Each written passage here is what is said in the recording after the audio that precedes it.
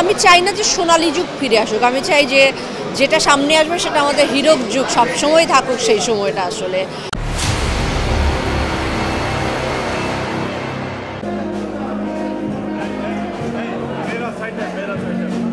তো যাই বলেন, যেমনই বলেন, যত চেঞ্জেস আসুক আমাদের ভিতরে, হলে ছবি দেখার আবেদনটা আলাদা। এবং যতদিন আমরা এই প্রেক্ষাগৃহ কথাটা ব্যবহার করব এবং সিনেমা মানে ফিল্ম, এই দুটো আসলে এত বেশি কানেক্টেড এবং জড়িত, সেই ক্ষেত্রে নানান রকম মিডিয়াম আসলে আসবে, কিন্তু আমরা বেছে নেব আসলে শেষ পর্যন্ত। কিন্তু আমরা অবশ্যই চাই যে হলেই আমরা আমাদের যারা ছবি তৈরি করতে চাই, আসলে আমরা চাই যে তারা হলে এসেই সবাই ছবি দেখবে।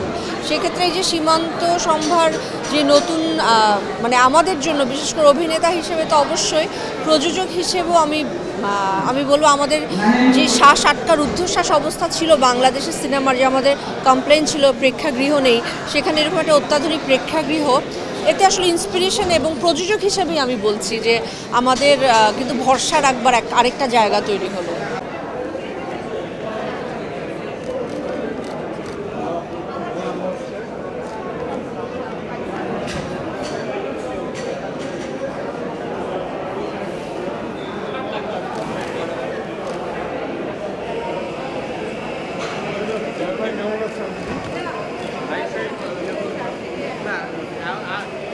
কথা বলা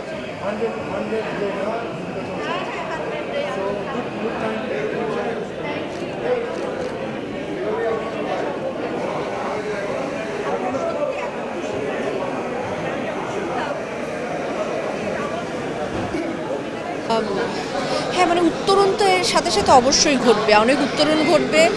আর আমার মনে হয় থিয়েটার একটা বেসিক জায়গা। আমরা ভালো ছবির কথা বলি, আমরা ভালো কন্টেন্টের কথা বলি, আমরা অনেক কিছুর কথা বলি, ফিল্ম আমাদের যে ফ্রেটার্নিটি, কিন্তু আমরা এই জায়গাটা মাঝে মধ্যেই কিন্তু উপেক্ষিত থেকে যায় যে ভালো একটি মানে প্রপার প্রেক্ষাগৃহ, আমরা এটা দর্শকের কথা বলি, কিন্তু প্রেক্ষাগৃহ না হলে তো আসলে কখনোই সম্ভব না যে ভালো ছবির পৃষ্ঠপোষকতা করা, যেটা আসলে করে আসছে স্টার সিনেপ্লেক্স বহুদিন ধরে, এবং আরেকটি শাখা তৈরি হলো।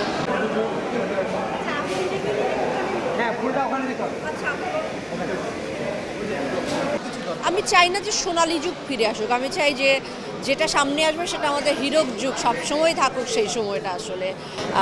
যেটা গেছে সেটা গেছে, কিন্তু এখন যেটা তৈরি হচ্ছে বা এখন আমরা যে ফরম্যাটে ছবি দেখছি বা ছবি হচ্ছে, এটা আসলে সময়ের দাবি। শুধুমাত্র হল তো অবশ্যই নয়, একই সাথে দর্শকের রুচি, একই সাথে ছবির কন্টেন্ট, এবং একই সাথে ছবি দেখার প্রতি ছবি দেখার যে মনোভাব, সেগুলো সমস্ত কিছু পাল্টালেই আসলে আমাদের এই যে ফিল্মের বিষয়টা সেটা আসলে ঠিক থাকবে।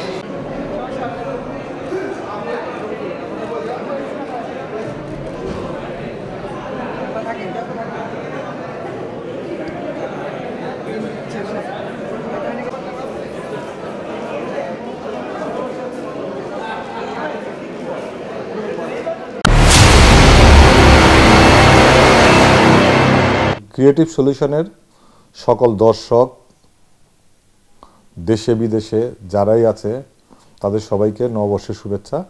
এবং যারা এখন পর্যন্ত এই চ্যানেলটিকে সাবস্ক্রাইব করেনি তাদের সবাইকে আমি সাবস্ক্রাইব করার জন্য অনুরোধ জানাচ্ছি, এবং সঙ্গে থাকেন। ক্রিয়েটিভ সলিউশন আপনাকে সবসময় একদিনের খবর আগে দেয়, একদিন আগে খবর দেবে।